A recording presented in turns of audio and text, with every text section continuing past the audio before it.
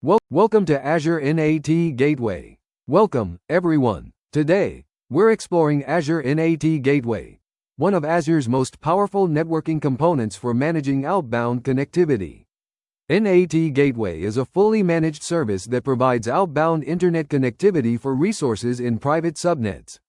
Think of it as your secure gateway to the internet, ensuring your private resources can access external services while remaining protected from inbound threats.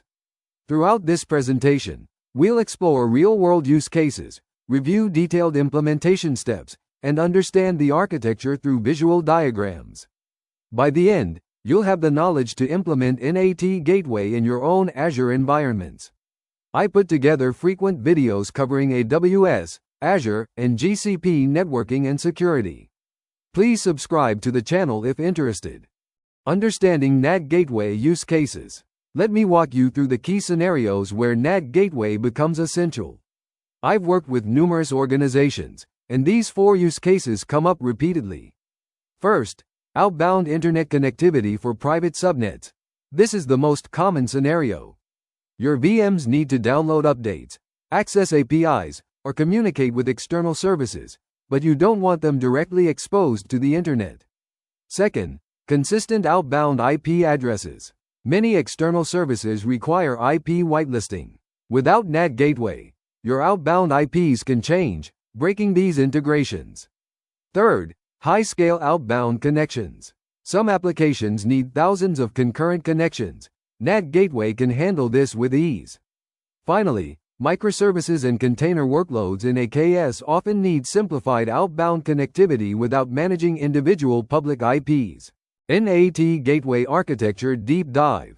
Now let's examine the architecture. This diagram shows how the NAT Gateway integrates into your VNET. The NAT Gateway sits within your VNET and is associated with one or more public IP addresses. Notice how the VMs in private subnets route their outbound traffic through the NAT Gateway. What's really powerful here is that multiple private subnets can share the same NAT Gateway. This reduces costs and simplifies management while providing consistent outbound connectivity. The NAT Gateway performs network address translation, converting the private IP addresses of your VMs to its public IP address for outbound traffic. Return traffic is automatically mapped back to the correct VM. This sequence diagram illustrates exactly how traffic flows through the NAT Gateway. Let me walk you through this step by step. When a VM initiates an outbound connection, the packet first reaches the NAT Gateway with the VM's private IP as the source. The NAT Gateway then translates this to its public IP address before forwarding to the external service. The external service responds to the NAT Gateway's public IP. The NAT Gateway maintains connection state, so it knows exactly which VM initiated the connection and routes the response back accordingly. This process is completely transparent to both the VM and the external service. The VM thinks it's communicating directly with the internet, while the external service only sees the NAT Gateway's public IP. Let's discuss the benefits of a multi-subnet configuration. This is where NAT Gateway really shines: its ability to serve multiple subnets efficiently. In this diagram, we see a 3-tier application architecture. The web tier, application tier, and data tier are all in separate subnets for security isolation, but they all share the same NAT Gateway for outbound connectivity. This design provides several advantages. First, cost efficiency. You only need one NAT Gateway instead of multiple. Second, consistent outbound IPs across all tiers, which simplifies firewall rules and external service integrations. Third, centralized management of outbound connectivity policies. Notice how we can associate multiple public IPs with the NAT Gateway for increased capacity. Each public IP provides approximately 64,000 SNAT ports. Creating the foundation. Public IP. Now let's get hands-on with the implementation. The first step is creating a public IP address that will be associated with our NAT Gateway. Notice we're using standard SKU and static allocation. These are requirements for NAT Gateway. The standard SKU provides the performance characteristics we need, while static allocation ensures the IP address never changes. I always recommend setting up zone redundancy in production environments. You can specify availability zones using the zone parameter, or make it zone redundant by specifying multiple zones. The idle timeout parameter is also important. It determines how long inactive connections are maintained. The default is 4 minutes, but you might need to adjust this based on your application's behavior. Creating the NAT Gateway. With our public IP ready, we can now create the NAT Gateway itself. This command associates the NAT Gateway with our public IP and sets the idle timeout. The idle timeout is crucial for connection management. If your applications maintain long-running connections, you might want to increase this value. However, be aware that longer timeouts consume SNAT ports for longer periods. You can associate multiple public IP addresses during creation, or add them later. Each additional public IP provides more SNAT ports for higher connection capacity. The location must match your VNet's location, and if you're using availability zones, make sure the NAT Gateway and public IPs are in compatible zones. Connecting subnets to NAT Gateway. This is the crucial step. Associating your private subnets with the NAT Gateway. This association transforms your subnet's outbound connectivity. Once this association is configured, all VMs in the specified subnet will automatically route their outbound traffic through the NAT Gateway.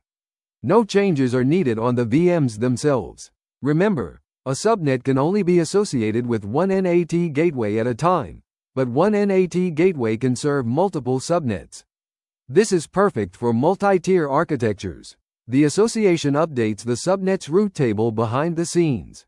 Azure automatically creates a default route that directs outbound traffic to the NAT gateway, scaling with additional public IPs. As your application grows, you might need more outbound capacity.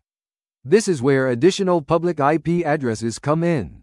Each public IP provides approximately 64,000 SNAT ports. If your applications require many concurrent outbound connections, you'll want to monitor SNAT port usage and add IP addresses as needed. The process is straightforward. Create additional public IP addresses with the same specifications as the first one, then add them to your existing NAT gateway. Azure automatically load balances outbound connections across all associated public IPs, giving you seamless scaling without application changes. Implementation command flow. This diagram shows the exact order you must follow when implementing NAT Gateway. The dependencies are important. You can't create a NAT gateway without public IPs, and you can't associate subnets without an existing NAT gateway. I always follow this sequence in my implementations. First, create all required public IP addresses. Second, create the NAT gateway and associate it with the primary public IP. Third, associate the NAT gateway with your subnets. Finally, add any additional public IPs for scaling. Following this order prevents dependency errors and ensures smooth deployment. Each step builds on the previous one, creating a reliable foundation for your outbound connectivity. For production workloads, I strongly recommend implementing a zone-redundant NAT gateway. This provides high availability across multiple availability zones. Notice how we specify multiple zones in both the public IP and NAT gateway creation commands. This ensures your outbound connectivity remains available even if an entire availability zone experiences issues. The zone configuration must be consistent between your public IPs and NAT gateway. You can specify individual zones or make them zone redundant by listing all available zones. This configuration provides enterprise-grade availability and is essential for mission-critical applications that depend on consistent outbound connectivity. Advanced public IP prefix usage. For organizations requiring predictable IP ranges, public IP prefixes offer an elegant solution. Instead of individual public IPs, you get a contiguous range of addresses. The prefix length determines how many IPs you get. A28 provides 16 IP addresses, while A29 provides 8. This is particularly useful for applications that need to be whitelisted in external firewalls. Using prefixes simplifies firewall rule management on both your side and your partner's sides. Instead of maintaining lists of individual IPs, you can work with predictable ranges. The NAT Gateway automatically uses IPs from the prefix as needed, providing the same scaling benefits as individual public IPs but with better IP management. Monitoring and troubleshooting. Effective monitoring is crucial for NAT Gateway success. This command shows how to retrieve key metrics, particularly SNAT connection counts. SNAT port exhaustion is the most common issue I see in production. Each public IP provides about 64,000 ports, and when you approach this limit, new connections will fail. The monitoring command helps you track connection patterns and identify when you need additional public IPs. I recommend setting up alerts when connection counts exceed 80% of capacity. The simple curl command is invaluable for testing. Run it from your VMs to verify they're using the expected outbound IP address. Performance characteristics. Understanding NAT Gateway's performance characteristics is essential for capacity planning. Let me break down these key metrics. Each public IP provides approximately 64,000 SNAT ports. You can associate up to 16 public IPs, giving you a theoretical maximum of over 1 million concurrent connections. The idle timeout range of 4 to 120 minutes gives you flexibility in managing connection lifetimes. Shorter timeouts free up SNAT ports faster, but might interrupt long-run connections. With 45 gigabits per second throughput capacity, NAT Gateway can handle even the most demanding workloads. This makes it suitable for everything from small applications to large-scale data processing workloads. Best practices and summary. Let me share the best practices I've learned from implementing NAT Gateway across various environments. Always use zone redundant configurations for production workloads. The small additional cost is worth the availability benefits. Monitor SNAT port usage actively and set up alerts before you hit limits. Choose idle timeouts carefully based on your application behavior. Web applications typically work well with shorter timeouts, while batch processing might need longer timeouts. For applications requiring predictable IP ranges, public IP prefixes provide better management than individual IPs. Finally, implement proper monitoring and alerting to catch issues before they impact users. NAT Gateway transforms how you handle outbound connectivity in Azure, providing enterprise-grade reliability, performance, and security for your private subnet workloads. Thank you for attending. Please leave a like or subscribe to the channel to stay up to date with the latest videos.